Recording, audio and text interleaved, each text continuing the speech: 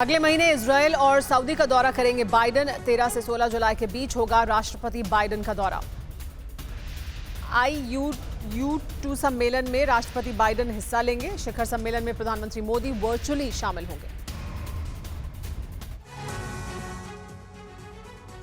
America के राष्ट्रपति Joe Biden Saudi अरब के किंग शाह सलमान के निमंत्रण पर 13 से 16 जुलाई के बीच इजरायल और सऊदी अरब का दौरा करेंगे, जहां वे I2U2 के शिखर सम्मेलन में हिस्सा लेंगे, जिसकी जानकारी खुद व्हाइट हाउस ने दी है। अमेरिकी राष्ट्रपति जो बाइडेन 13 से 16 जुलाई तक इजरायल और सऊदी अरब का दौरा करेंगे। सऊदी के किंग सलमान के निमंत्रण पर खाड़ी सहयोग परिषद, मिस्र, इराक और जॉर्डन के शिखर सम्मेलन में भाग लेने के लिए बाइडेन इजरायल की यात्रा के बाद जेद्दा की यात्रा करेंगे। वहीं I2U2 शिखर सम्मेलन के वर्चुअल मीटिंग में प्रधानमंत्री नरेंद्र मोदी भी शामिल होंगे। माना जा रहा है कि इस सम्मेलन में भारत, अमेरिका, इजरायल और सऊदी अरब के बीच फूड क्राइसिस को लेकर चर्चा हो सकती है। साथ ही इस बैठक में रूस यूक्रेन के बीच जारी जंग का मुद्दा उठना भी तय है, क्योंकि फूड क्राइसिस के लिए अमेरिका रूस को ही जिम्मेदार मानता है। इतना ही नहीं, भारत, जापान, ऑस्ट्रेलिया और अमेरिका के तर्ज पर इंडिया, इजरायल, यूनाइटेड अरब अमीरात और यूनाइटेड स्टेट ऑफ अमेरिका देशों के एक और क्वाड का गठन किया। यही वजह है कि इस क्वाड को साकार रूप देने के लिए भारत के विदेश मंत्री S जयशंकर इस वक्त जेरूसलम में हैं।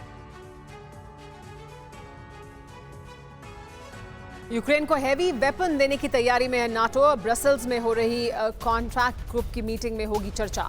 नाटो चीफ यूक्रेन को भारी हथियार देने के पक्ष में है। रूसी बढ़त को रोकने के लिए यूक्रेन को हथियार दिए जाएंगे, कहा गया है। पूर्वी यूक्रेन में लगातार बढ़त बना रही है रूसी सेना।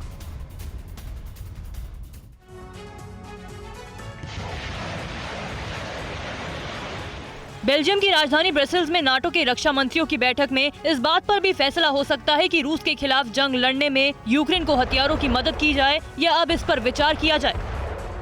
2 दिनों तक चलने वाली इस बैठक की अध्यक्षता नाटो महासचिव जेन्स स्टोल्टनबर्ग करेंगे, जिसमें फिनलैंड, जॉर्जिया, स्वीडन, यूक्रेन और यूरोपीय संघ को भी आमंत्रित किया गया है। कल सहयोगी मंत्रियों के साथ 2 सत्र होंगे।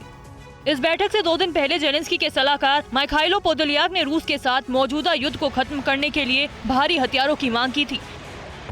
यूक्रेन के राष्ट्रपति के सलाहकार पोदोलियाक ने ट्वीट किया था कि सीधे तौर पर युद्ध को समाप्त करने के लिए हमें भारी हथियारों की जरूरत है, जिसमें होवित्जर कैलिबर टैंक, बख्तरबंद गाड़ियां और 1000 ड्रोन की मांग की गई थी। यूक्रेन और रूस के बीच 24 फरवरी को युद्ध शुरू हुआ, जिसमें अमेरिका और नाटो समेत यूरोप के ज्यादातर देश यूक्रेन का समर्थन कर रहे हैं और उसकी मदद कर रहे हैं।